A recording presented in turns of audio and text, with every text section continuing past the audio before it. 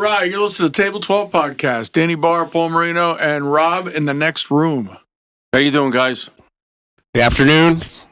So Rob moved us. Rob moved us out of the studio. Yeah, I'm a little discombobulated. I'm not used to getting moved. I'm sitting in the corner. Nobody puts baby in the corner. You're putting me in the corner. But is this, I don't know if you realize we sat that way for a year. It's a year now that we first started meeting. In a couple of weeks, yeah, February 3rd. But, if we could just get 5 more listeners, Rob might let us back in the studio. Well, that's our goal. Five more a day. But we're sitting out here in the living room. Yeah, well, listen, it's a nice atmosphere. I kind of like it. I didn't want you to be claustrophobic. So you put me in the corner. No, you put yourself in the corner. And Rob, you were here first. You had your first choice of seats. I could have sat because I'm usually a corner guy. You wouldn't fit here. Your legs are too long. I did this because I know I'm the short guy in this. I'm the Lou Costello. You're the Bud Abbott. So I took the corner. But that's all right. Now listen, Rob. Now we just see Rob on a monitor. Now we can't see him through the glass. Well, that's because Rob has to make room for. He's got some big act coming in. I don't know if it's Rob. You're waving to me. What's the problem? McCartney. No, I'm just waving to you to say, hey, I'm here. Okay. How come he's on TV and we're supposed to be the talent of the show? I don't get it. I don't know.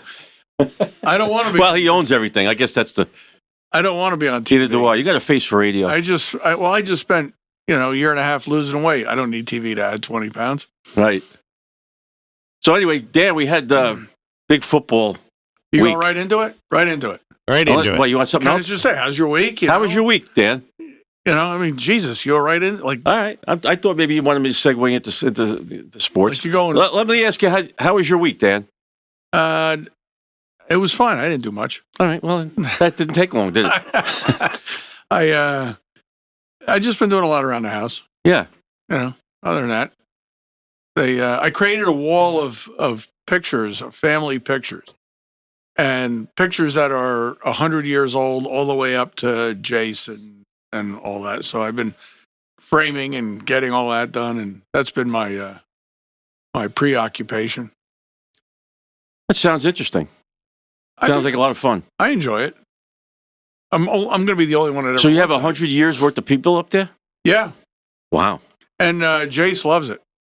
I stand there with him and I point everybody out, and there's great-great-grandparents and great-grandparents. And well, maybe it was something this week because Paula did the same exact thing. All she did was she updated the grandkids. In the one room, there's a picture on a wall of the grandkids.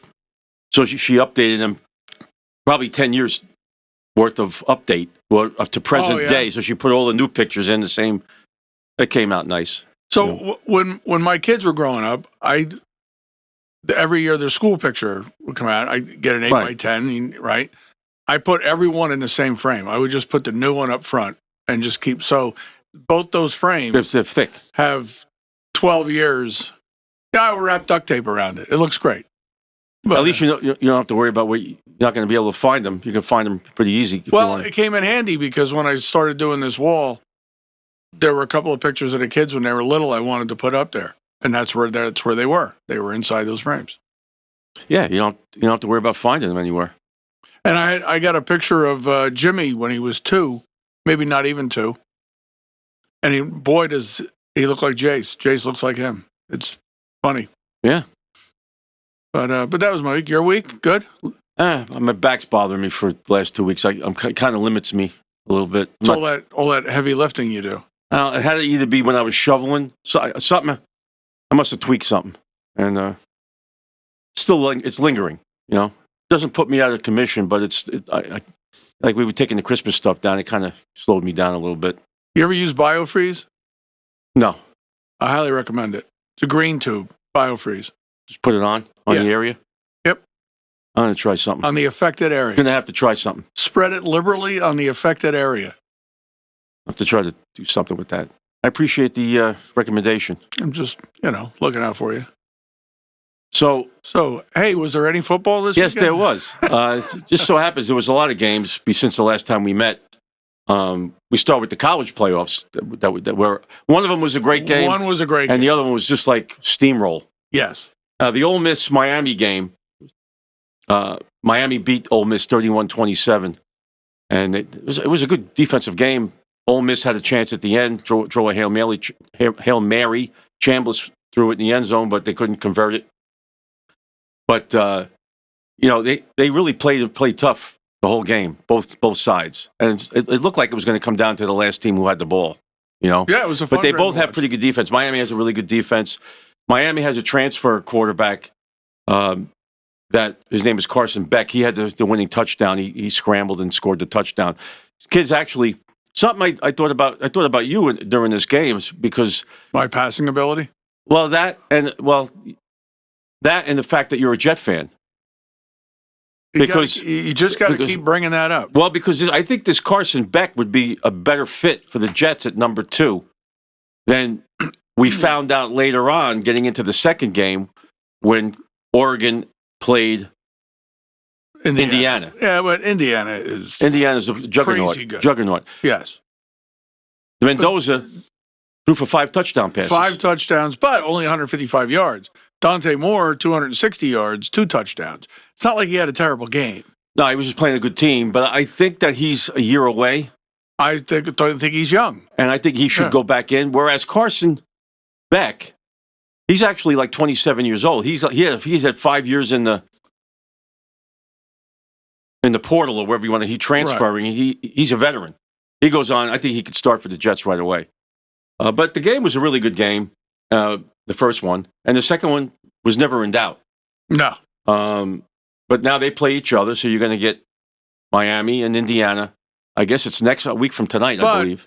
Indiana has an advantage. According to Mendoza, they have God on their side. And it does help. The glory be to God. It does help. God got all the credit. I don't think God likes Miami. He might not be a Miami fan. You don't know. Who knows? I think he's got more important things to do, God, than worry about the football game. I would think so. There's a lot of stuff going on. But so, I mean, I'm looking forward to that. But I don't think I'm picking Indiana. It's not a hard team to pick. So I'm not going on a limb here. I don't know what you think, but Miami has a pretty good defense. I don't expect a blowout. I think that they may be able to play a little bit better and it'd be a little closer game. Right now, it's an 8.5 point spread. Yeah. But the game's not for a week and a half. A week. Isn't it a week from tonight? The 19th. Isn't that a week from tonight. Yeah. Next Monday night. So I was thinking week and a half since the last game. Yeah. Right. But, that's a big spread. It is. For a college football 8.5 championship. Yeah. But we'll see. It's in Miami. Yeah, it's a home game. It's a home game for Miami, which is crazy. It is crazy. Because the Niners could have a home game for the Super Bowl. They could. So that would be wild. But, it's. I hope Miami gives them a good game. I got a buddy at work who graduated from Miami, and he's massive into it, and I'd be happy for him. Well, yeah, I don't really have any rooting interest in it. I don't like either team. But I shouldn't say I don't like them. I have no rooting interest. But it looks like Indiana is the better team, but you never know. Miami has good defense, could keep them in the game. That's what I think on that. So that's why you play the game. It doesn't get played on paper, Dan. Sometimes it gets played in the hotel room. Sometimes it gets played in the hotel room or paper. Or on the field. They real quick before we get into the playoffs, you mentioned the Jets. Yes. So I'm just going to bring this up. It was today, January 12th, 1969. I saw the game. I was 11 years old. 16-7. Yeah. The headline of the Daily News was Jets jolts the Colts. 16-7. Okay. Just wanted to bring that up. So I was 11. You were 6? I was 6. That's my only Super Bowl memory of the Jets. And it was also the first time I got drunk. How's that? So it was just my dad and I watching the game. My mom took my sisters out, and he had 10-ounce beer glasses. And I would go get him a beer. He'd fill the glass and let me have the rest. So when my mom got home, her 6-year-old was buzzed, sitting on her husband's lap because I just kept sipping from the beer. Why doesn't that surprise me? And I have a picture. My mom was so mad she went and got the camera. And I have a picture hanging next to my bed of me sitting on my dad's lap I'm wearing my jet hat, holding up a can of Bud. And to me, what makes the picture even better is that the can has the weld down the side like the old steel beer cans did. So it really dates the picture. But yeah, but I stayed sober for the next 7 years. So it was all right. That was nice. That was good. Yeah, it's a long time since a Jet win.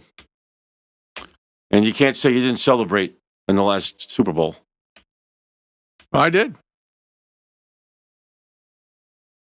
But there was a lot of playoff games this weekend. They had what they call wild card weekend. Is that what they call it? Yeah, wild card weekend. It's still continuing. Because there's one tonight. There's one tonight. So it's really wild card weekend. No, it's called wild. It's card. Wild card long weekend. Don't reinvent it. It's called wild. It's called wild card weekend. Well, if you took today off, that would be a long weekend. So it's a long weekend. Yeah. Well, I mean, I think they only started doing the Monday night games when they increased the amount of teams in the wild card. Used to be just 2 days, but since they increased it. But I mean, you had some good games. You know, the Bears and the Packers went down to the wire. 31-27 Bears on the last drive. That was a great game. Before that, you had Carolina and the Rams. Love had 328 yards. Yeah, and lost. They were winning 21-3. Yeah. And they had a bad fourth quarter, as they say. But the Bears That's why they play all four quarters. But the Bears have been coming back all year. I mean, they have a great defense. They have a good defense, and this Caleb Williams is starting to become a player. This quarterback. I said they were great. You say they're good. I'll acquiesce to you. You said great, or I said great. You said no. They don't have a great defense. They have a good defense. They have a great defense. You throw around the word "great" too much. People do that. Especially when I'm talking about you. Yeah, I don't think you ever throw that around. But Carolina, the same thing. Carolina Rams, a close game. I couldn't believe that because I didn't think Carolina had any even business being in the playoffs. And they gave one hell of a game to the Rams, which is a good team. Yeah, they were under 500. But the Rams had to pull it out. They won 34-31. You know, Matthew Stafford played well. He's great. And especially in the fourth quarter. Can I say great when I talk about Stafford? You know. He's an MVP candidate. He's a great quarterback. There you go. Now you're throwing the word great around. I knew you'd come around. Well, not for everybody, though. Everybody's not great. That's my point. If everybody was great, then the word wouldn't exist. So obviously not everybody's great. Well, I don't I'm sorry. Am I interrupting your football? No, you're not interrupting me. I didn't want to argue. I didn't want to make this a social issue, great or good. You know, whatever you don't want to do about this talk show is make it social. I understand. Jesus Christ! What the hell are we doing? All right. Okay. So is Trevor Lawrence great? Not yet. All right. He's good, and my heart broke. He's good. I hated for him to lose the way he did. But Josh Allen is great. Great quarterback. Yes. Trevor Lawrence is a good quarterback. Trevor Lawrence is young. And Trevor Lawrence played well. They both played well. Again, came down to the last possession. They had the ball with 2 minutes. Tipped interception. A tip interception kills you. You know, but the defense was putting pressure on him. But a tip ball always kills you. Lawrence is too good to lose He didn't throw it in the other guy's arms. No. You know. But no, again, another tough game. The game I enjoyed the most, you could probably guess. Hold on. Can I guess? Yes. Only because of the outcome. Yes. 49ers Philly. Oh, it was awesome. It was a beautiful thing. It was a beautiful thing. Beautiful. Beautiful. You know, Brock Purdy outplayed Jalen Hurts in that game. But the whole offense is very stale. For the amount of people on that Eagle offense that have great, that are good or great, whatever you want to categorize them, they've had a bad offensive year all year. And you got Barkley, you got Smith, you got A.J. Brown, you got Goddard, the tight end. And I think it's the offensive coordinator might be the problem because they succeeded last year. You know, now Barkley had a pretty good game. He had 100 yards rushing. You know, A.J. Brown doesn't feel like he needs to leave the field. No, you know he's got another guy you can't figure out. He's complained all year he didn't get the ball. They threw the ball 11 times to him. He dropped 4 passes yesterday. He dropped 4 and 2 key ones that could have kept the drive alive. And then they was fighting again with the coach at the end of the game and stuff. I don't know if sometimes when you win a Super Bowl, you lose the edge a little bit because they weren't the same team. Now I don't know if you realize a couple of the players that left the Eagles in free agency since the Super Bowl went to the Patriots. One of them comes to mind is the nose tackle Williams, who just destroyed the game yesterday. He was in the backfield all the time on Hubert. But getting back to the 49er game, Brock Purdy played well. They had great play calling, moving the ball. You know, they threw a couple of option passes. One was a touchdown to McCaffrey. They just played well. And defensively, even though they're missing a lot of pieces, had a good game. This week will be interesting because they're rivalries, 49ers and Seattle. And I don't always know if the off week is a good thing. Some teams can't handle the off week. Because it's out of their routine. I mean, now in the regular season, you get one bye, but it's a little bit different when you're talking about a playoff game. There's teams like, back to the Jets. Jets never win coming off a bye. It always seems like that's a loss. Now, when they lose 13 times a year. That's what I'm saying. How can you tell the difference? Yeah, I'm sorry. How could you tell the difference? But, yeah, the Eagles, they went down in their own park. And usually the West Coast teams. Now, last year when the West Coast team, the Rams went into Philadelphia, it was a snowstorm. The weather kind of, even though it was windy and cold, there was no snow. And the key thing for me is the 49ers were missing a lot of pieces, and they still beat the Eagles. Well, I thought they were in trouble when Kittle got hurt, and I really thought the game was over at that point. That they couldn't win without Kittle. Yeah. And they stepped up. You know? Yeah. So that was a good game. Did you see that injury? Yes, you could tell right away what it was. It was the Achilles. Yeah. Snapped right up. Yep. You can see right away. He is done. And you know you're out. You're going to be out the entire year next year because you're in January. Well, unless he goes to Aaron Rodgers' doctor. Yeah. Well, Aaron Rodgers. I guess I don't know what kind of procedure he had as opposed to the regular, which I don't want to get into. But well, I've torn both of mine, and both of mine. I mean, I was back to work in 4 months, but it took a year. Yeah, it took a year. Yeah, you weren't playing football, so. No. I was walking. Right, you were walking. But I mean, for him he's going to miss the entire season next year. And then the nightcap game last night wasn't much of a game either. I mean, it wasn't. It was a boring game. It was a boring game in the first half. But the Patriots again. They beat up a team that's pretty good. They're back on top again. I don't think they have enough to get to the Super Bowl, but they have a good defense and they have the quarterback. And It didn't take many years before they went from down in. The Jets thought, well, now we're going to be moving up and the Patriots are going to stay down. And now the Jets are still down and the Patriots are moving back up. So it was a tough game, you know. So I was thinking about something you said in a couple weeks ago, 3 weeks ago. So with this field of coaches that are available, my thought was if Bob Kraft owned the Jets, Aaron Glenn would be getting fired. Yes. He'd pay the contract and fire him. The only problem is that the Jets don't have anybody. See, that when Vrabel went there, they already had the quarterback picked. Drake May was there. The Jets don't have nobody. So, like, if the Jets were who's going to go to the Jets the way they're totally constructed now? Well, but if you were to bring in a Harbaugh as a coach, that would attract players. Yeah, but is Harbaugh going to go there with no? No. Well, I'm just saying. Yeah. You know, it depends on what Harbaugh looks to do. You know, Parcells used to love to go to a team that had nobody because he loved building it. Right. And but it just made me think now. Woody's not going to fire Aaron Glenn, so it's a moot point. But it just when this happened, I thought about something you said about Kraft, and you're right. I mean, if the Jets had balls, they'd go after at least one of the three of the coaches available. Yeah. Stefanski, Harbaugh. Which obviously now the Giants are looking for a coach. We don't know what they're going to do. But look, is Harbaugh a good coach? Absolutely. Is he an established coach? Yeah. But he had a great team for a few years. It didn't get him over the top.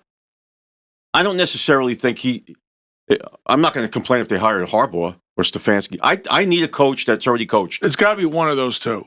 Because you got to have a guy. You can't keep for the last 5 coaches were all guys that we brought in, right? And they were coordinators. So we got to got somebody who coach. I don't care if either one is fine with me. Like you said, you don't want Miami's coach. Don't want Miami's coach, and I don't want the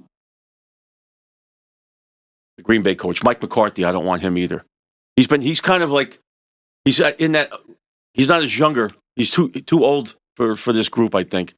He kind of passed him by a little bit. He was in the era 20 years ago. I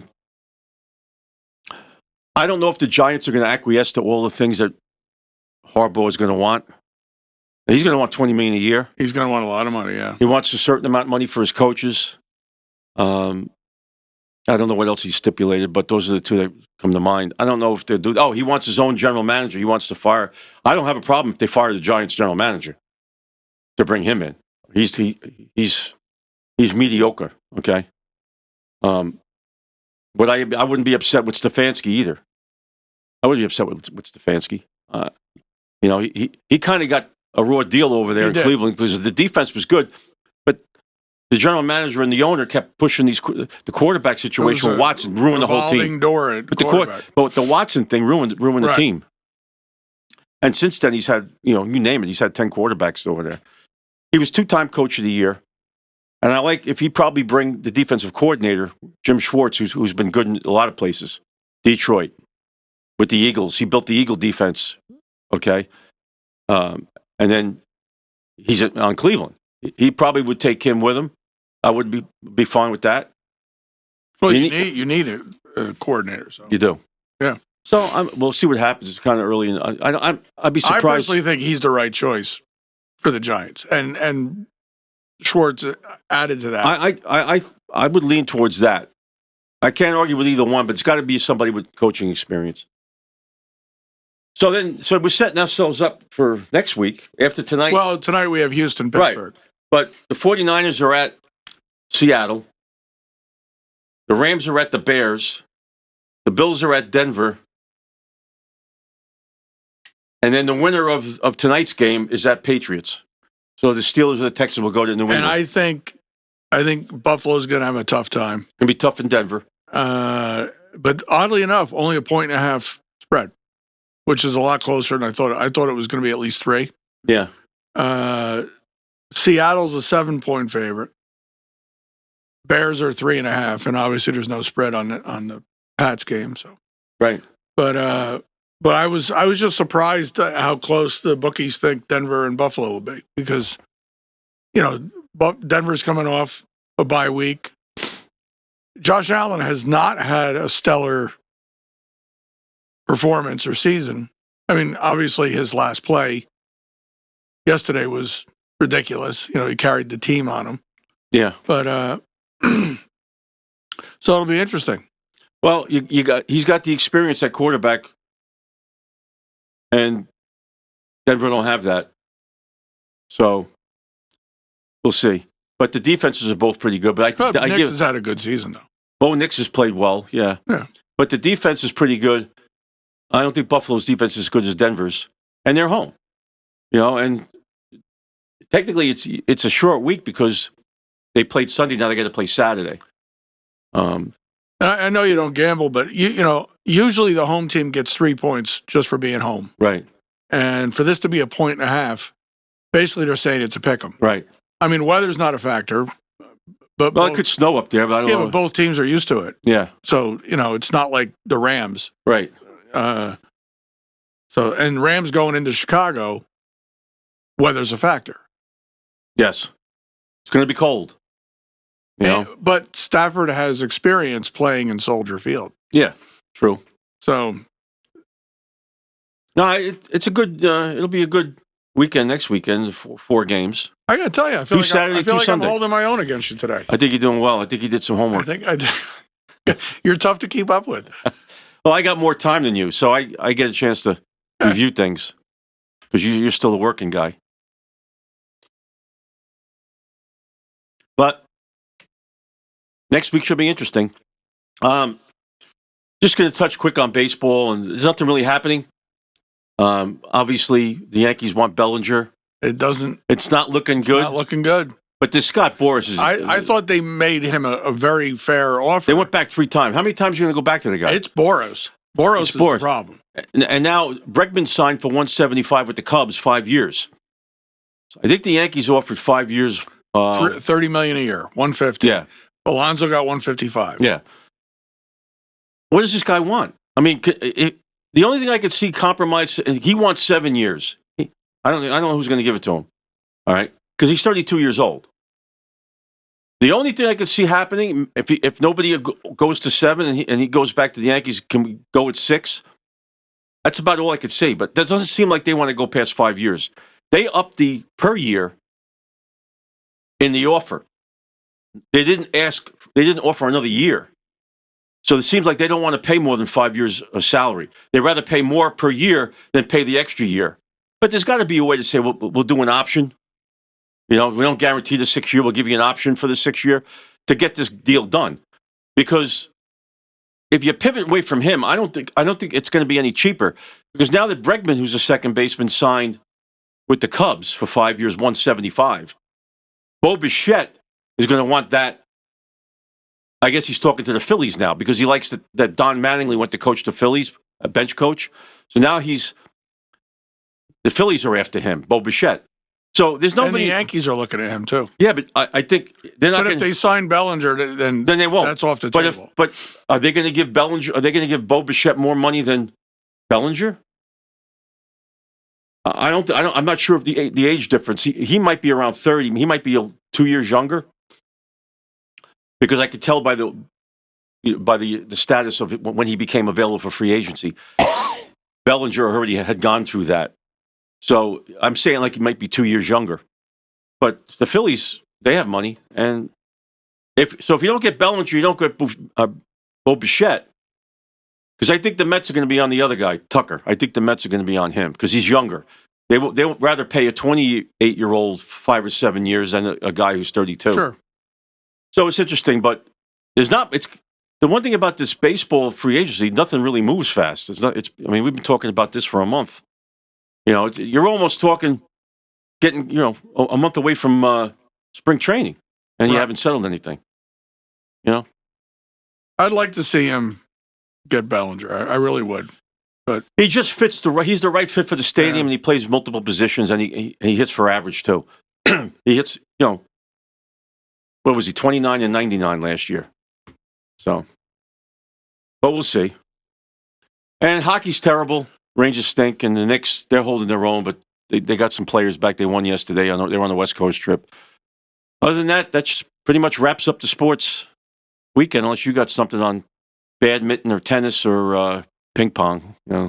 Golf is starting to tool up. Brooks Koepka has left Live Golf, and he's back. Wants to come back to the PGA, but they're talking about making him wait a season as punishment. Now, let me ask you this: what was the reason why he wanted to leave? Live? Because Live they paid him a lot of money, right? Yeah, but he met his obligation, and I guess it's a family. I question whether he ever wanted to leave the PGA, but the money was just too ridiculous to turn down. So that makes sense. And is there anybody else that's? He's the only one I've heard jumping from Live Golf. I don't think politics or human rights comes into any of it with Koepka. I think it's just he wants to be back in the United States, and Well, do you think it's right that they make him wait a year? Is that bad for the sport? I think it's bad for the sport. I don't. You think so? In other words, you think they should let him wait a year? They should make him wait a year. Oh, okay. It's like a year suspension or whatever, however you want to call it. But yeah, I mean, he jumped ship, without any warning. Boom, one day he signed, just like all of them did. John Rahm one day said, I love the PGA. I'll never leave the PGA. I'm loyal to the PGA. And the next day he was in Saudi Arabia. The money is insane. And I get into arguments with friends that play golf, and, they're loyalists, and how could they do that? And how much money do you need? I'm jumping. You're going to give me $300 million to go play golf? Like $300 million without having to earn it. Like $300 million. Guaranteed. And was that a 3-year commitment? I think so, yeah. But, I mean, they still play in the majors. They're still PGA card holders. Then they shouldn't make him wait a year. But they can suspend him. Yeah, I wouldn't do it. Let him alone. Like you said, who's going to turn down the money? Well, Rory did. There were some golfers that turned it down. Yeah, but you just told me that you would take it. I would take them. Yeah, but you're not a good golfer. But I have no ethics.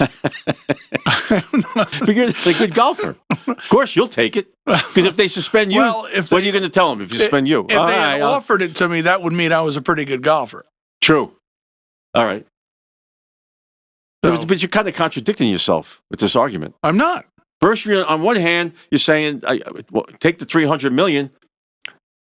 Because I wouldn't have $300 million. Right, but Rory has $300 million, so he doesn't need to go to live golf.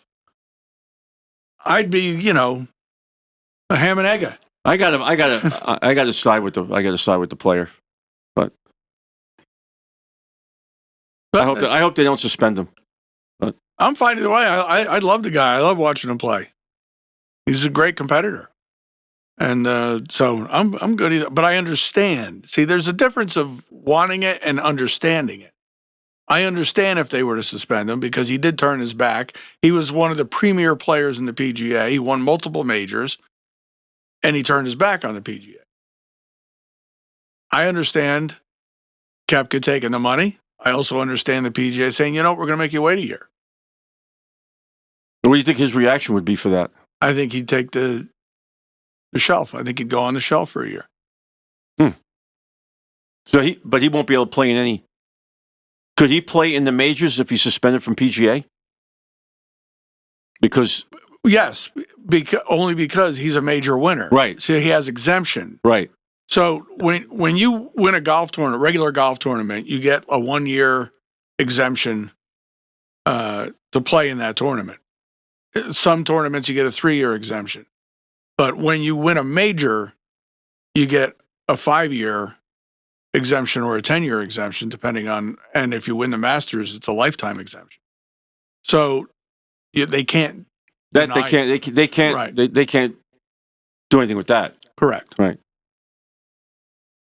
So It's Artie Flynn's birthday today. One of our listeners. Yes, I wanted to bring one of our special guests, I should say. I don't know. Table 12 chairman.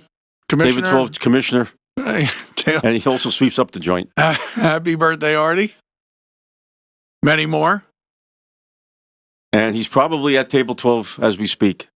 But, all right, guys. I think we had a good show this week here. Maybe do another segment, but we'll have the results of the playoffs next week. Thank you.